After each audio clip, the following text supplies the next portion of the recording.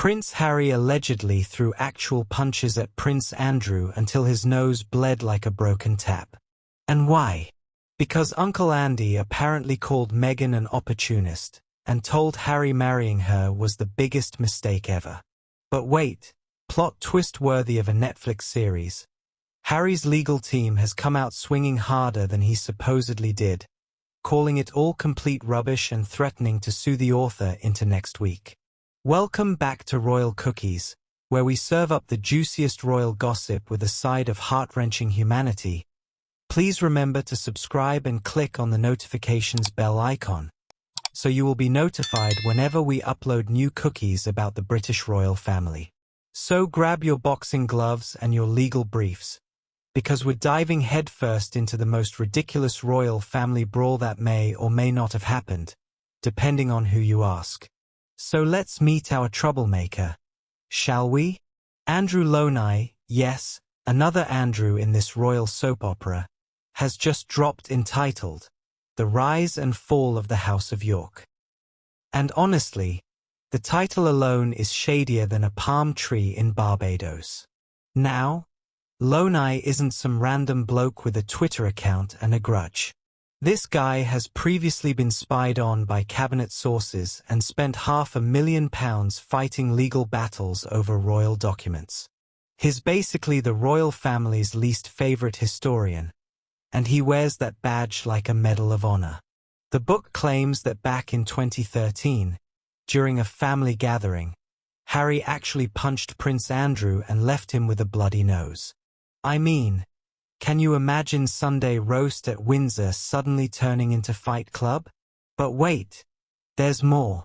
According to Lownie, Prince Andrew called Meghan Markle an opportunist and told Harry that getting into a relationship with her was the biggest mistake ever. The book even claims that Harry later told Prince William he hated Andrew as a result. So not only did we allegedly get fisticuffs, but we got family feuds that would make the Kardashians look functional. Now here's where our story takes a turn sharper than a London taxi avoiding tourists. Prince Harry's spokesperson came out with guns blazing, stating, "I can confirm Prince Harry and Prince Andrew have never had a physical fight. Nor did Prince Andrew ever make the comments he is alleged to have made about the Duchess of Sussex to Prince Harry." Think about this for a hot minute. This is the same Harry who wrote Spare and told us everything. Frostbitten Todger? Check. Drug experiences? Check. Family arguments? Double check. But punching Uncle Andrew? That's where he draws the line. It's like someone who's already streaked through Piccadilly Circus suddenly getting modest about showing their ankles. But Harry didn't just issue a polite denial and move on.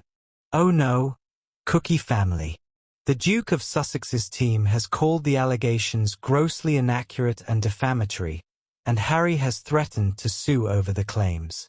We're talking about the same prince who moved to California to escape royal drama, now potentially dragging himself back into British courts to fight about whether he threw a punch. The irony is so thick you could cut it with a ceremonial sword. And Andrew Lownie? He's not exactly cowering behind his publisher's legal team. When news of Harry's legal threat broke, Lownie tweeted, "I look forward to doing battle and the disclosures which will emerge." This guy has already fought the establishment to get royal documents released. He's like that mate who'll argue with a parking meter if he thinks it's wrong. Taking on Prince Harry? That's probably just Tuesday for him.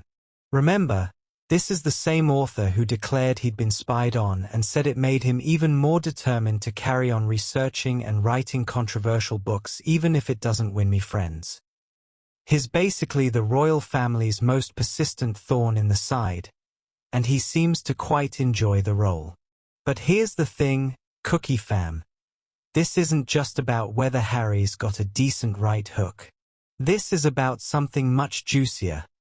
The battle for who gets to tell the royal story. Think about it like this.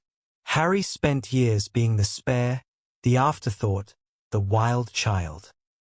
Then he breaks free, writes his book, and suddenly he's controlling his narrative. But now someone else is writing their version of his story, and apparently, he's not having it. It's like being the main character in your own Netflix series, only to discover someone's making an unauthorized documentary about you featuring scenes you swear never happened. And let's not pretend this isn't partly about Meghan, because come on, it's always partly about Meghan when it comes to royal drama these days. The alleged comments that supposedly sparked this whole punching incident? Andrew supposedly viewed Meghan as an opportunist and thought she was too old for Harry. Harry's already proven he'll move mountains, leave countries, and burn bridges to protect his wife. So the idea that he'd throw hands over insults to Meghan? Well, it's not exactly out of character, is it? Though apparently, it is out of reality, according to Harry himself. Now let's talk timing, because in royal drama, timing is everything.